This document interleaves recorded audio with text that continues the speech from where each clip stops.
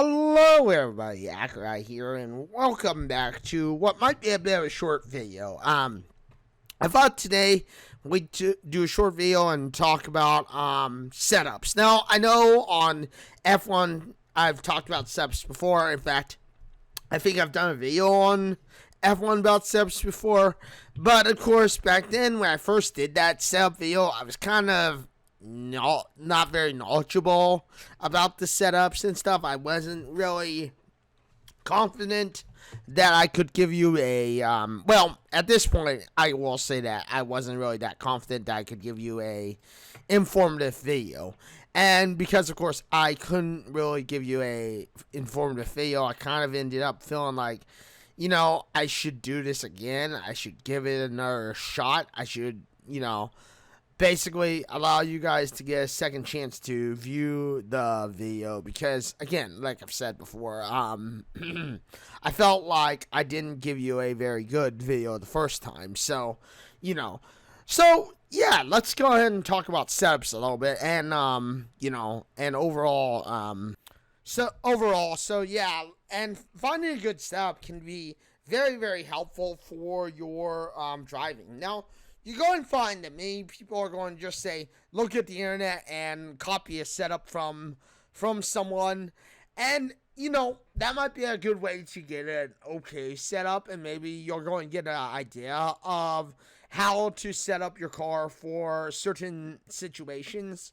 But in my personal opinion, I found that, driving or, testing out your own setup and testing out your own overall idea, can really help you. But I'm going to help you get some guidelines, and then I'm going to also give you some tips on, once you found your setup, what you can do to help navigate the course a little better. Because I've talked about slightly navigating the course a little bit and giving you an idea of how to navigate the course, but I've not really giving you a good enough idea, I think, to navigate the course. And I will personally, as I've said in my last video when I will personally give you my personal tips and opinion on what gear you should be driving in when you get to these certain points in the track. But let's go back to overall setup. First of all, we want to make sure that your tires don't wear down very quickly. Now you're probably thinking, Accureye, what do you mean by tires wearing down very quickly? I thought, we want speed. I thought we want to have, overall, the fastest car to go down the course. And yes, that's true. You do want the fastest car to go down the course. But, of course, if you're, for instance, in such a high traction with contact patch on the road, your car is basically going to, and you're on such low pressure that it's causing heat up of your tires and stuff, your car is going to go under so much pressure on the tires, or as many people in America will say. Obviously, I know, I do live in America, but I still, for the authentic, Formula One experience, try to make it as, Formula One as possible. So, for those of you who are in the USA, you'll call it the wheels. But, the tire degradation is so important to make you last the race. Because if your tire degradation is too high, you're going to end up running through tires like hot tamales. And, obviously that's not good. So, how do you fix this? How do you make it to where you have lower tire degradation overall? Well, max out the tire pressure. The more tire pressure you have, the more, chance you'll have to make it to where your tires aren't heating up as quickly. And rubber, as you would say, is not going to degrade as fast.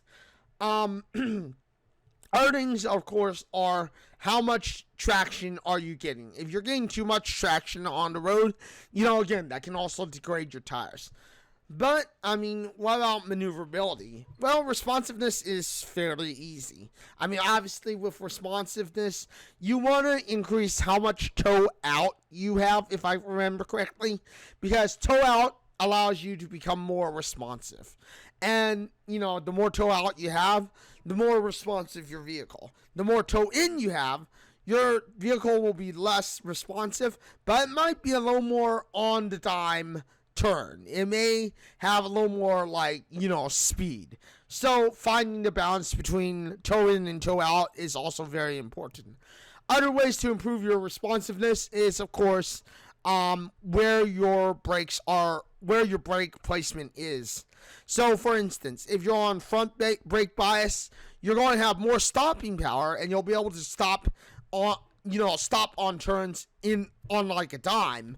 But your responsiveness may be poop out the window, if you will, or just like dookie out the window.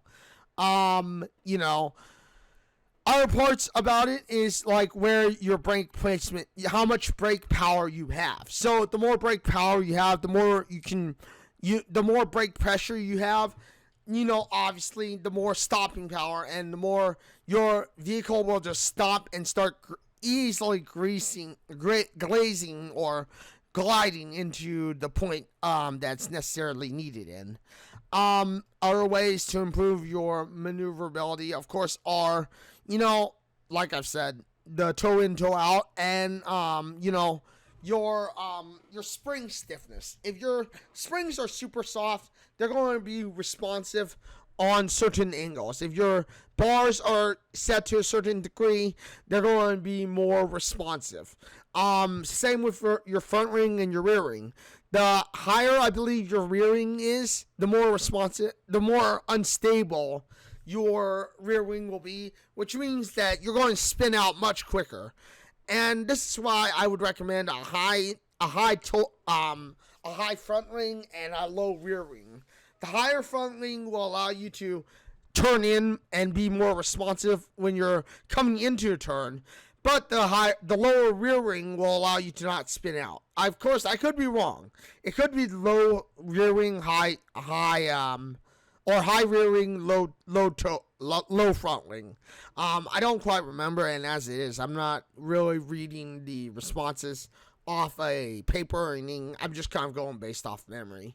But yeah, and then after that, it's just a matter of, finding out how much downforce is necessary and how much of a straight line speed you need. Now, downforce is varied on course to course.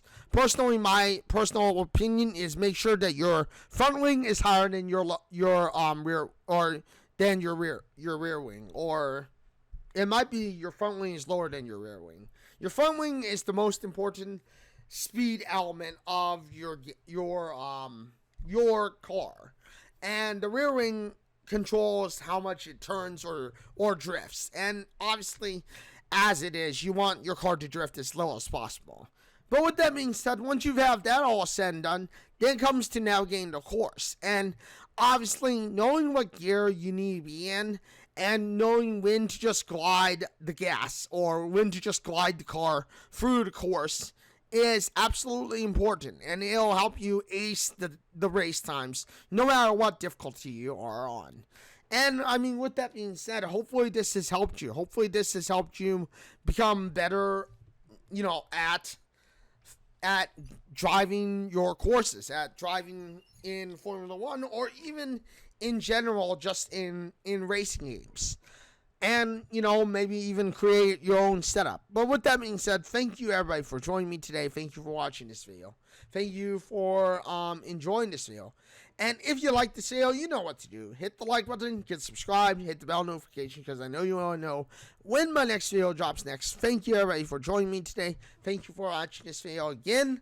And, yeah, I am live on Twitch at www.twitch.tv/Accureye. I am live on Wednesday, Thursday, and Saturday for sure for about 4 to 5 hours. But lately, I've also been live on Monday and Tuesday. Sometimes I'm live on Sunday. But Monday and Tuesday will always be, and Wednesday, Thursday, and Saturday will always be a stream. On Monday and Tuesday, I'll be streaming for about 2 to 3 hours. Friday and Sunday, you never know. I may stream, I may not stream. If I do stream on Sunday or Friday, it'll be a bonus stream, and those will go for about 2 to 3 hours. But with that being said, thank you, everybody, for joining me today on this video. Thank you for watching this video. And, yeah, until the next one, everybody. This is Accureye, signing out and saying... farewell, everyone.